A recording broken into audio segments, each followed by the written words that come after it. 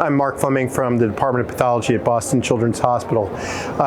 Members of my laboratory, principally Paul Schmidt from my research laboratory, worked on a study sponsored by Disc Medicine, studying the drug compound Bitopertin, which is a GlyT1 inhibitor. This is a protein, or this is a molecule that inhibits the principal glycine importer for red blood cells and the brain.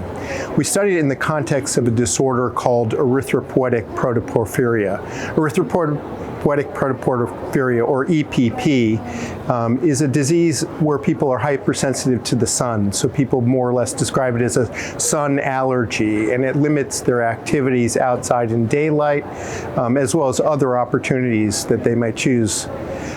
Furthermore, a small proportion of these individuals, perhaps 2 to 5%, develop chronic liver disease, which actually can be lethal to the individuals.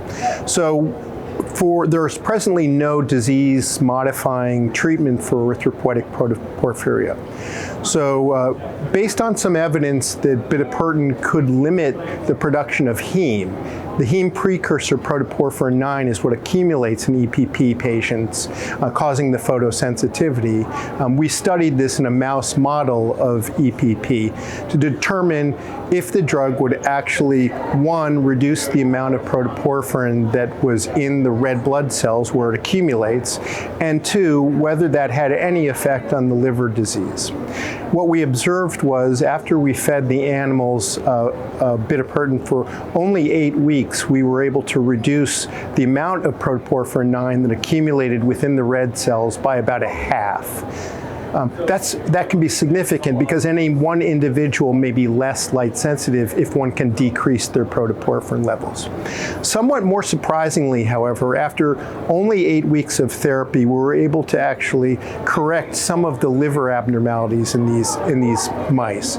Specifically, about 60% of the mice that weren't treated with bitopertin developed liver disease, principally fibrosis of the liver, as well as an abnormal reaction in the bile ducts, so-called bile ductular reaction.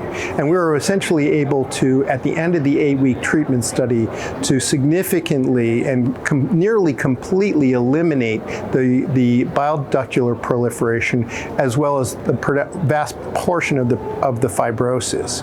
Now, so this could be a significant potential outcome for patients with erythropoietic protoporphyria, because we can't predict which one of those patients will actually develop the liver disease. So Disc Medicine is now beginning a phase 1 clinical open label study of bitopertin in EPP patients in Australia, and soon we'll be opening a phase 1 blinded study in the United States.